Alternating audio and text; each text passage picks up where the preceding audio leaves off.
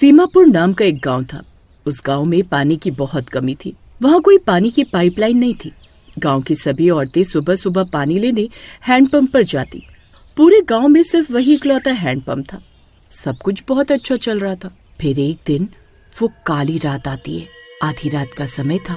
बहुत तेज हवा चल रही होती है।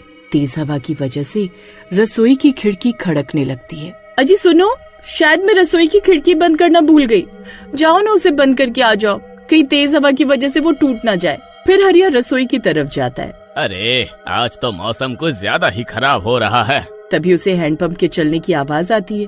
वो खिड़की से झांक कर देखता है तो उसकी आंखें फटी की फटी रह जाती हैं। बाहर एक चुड़ैल होती है। उसके पैर उल्टे और लंबे लंबे बाल होते हैं। उसने सर पर 3 मटके रखे होते हैं। फिर वो हैंडपंप से पानी निकालने लगती है और उन मटकों को भरने लगती है। हे भगवान, अरे ये तो सच में चुड़ैल है। अरे मुझे तो लगता है भूत प्रेत होते ही नहीं। फिर वो भागता हुआ जाता है और सीमा को लेकर आता है। सीमा भी उस चुड़ैल को देखकर हक्की बक्की रह जाती है। अरे मर गए रे, ये तो सच में चुड़ैल है। ये हमारे हैंडपंप पर क्या कर रही है? अरे पता नहीं, लगता है अपनी प्यास बुझाने आई है।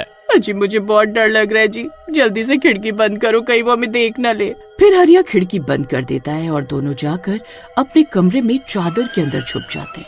लेकिन रात भर उन्हें हैंडपंप चलने की आवाज आती रहती है और डर के मारे वो रात भर सो नहीं पाते। सुबह उठकर वो बाहर जाते हैं तो हैंडपंप पर लोगों की भीड़ जमा होती है। अरे सीमा बहन, क्या तुमने भी रात में उस चुड़ैल को देखा था? हाँ, रात में तेज हवा से हमारी नींद खुली तब हमने देखा उस चुड़ैल को। पता नहीं वो चुड़ैल कहाँ से आ गई। हमारे प्यारे से गांव पर उसने अपनी काली छाया छोड़ दी है। देखो ना, हैंडपंप से पानी की जगह खून निकल रहा है। हे भगवान, अब क्या होगा? पानी के बिना तो पूरे गांव में अकाल पड़ जाएगा। हमारे घरों में तो बस 1-2 दिन का ही पानी है। उसके खत्म होने के बाद हम क्या करेंगे? अरे रामू, एक काम कर, इस हैंडपंप को थोड़ी देर चलाता रहे। क्या पता कुछ देर बाद इसमें से पानी निकलने लग जाए। फिर रामू 2 घंटे तक हैंडपंप चलाता है। अब खून की नदी बहने लगती है, लेकिन पानी का कहीं कोई नामो निशान नहीं मिलता। अरे बस अब मुझ में और हिम्मत नहीं है इस हैंडपंप को चलाने की। लगता है इस हैंडपंप का सारा पानी वो चुड़ैल उन मटकों में भर के ले गई है। अरे लेकिन हरिया भाई, उस चुड़ैल के पास तो सिर्फ 3 मटके थे। भला हैंडपंप का पानी खत्म कैसे हो सकता है? किसी को कुछ समझ नहीं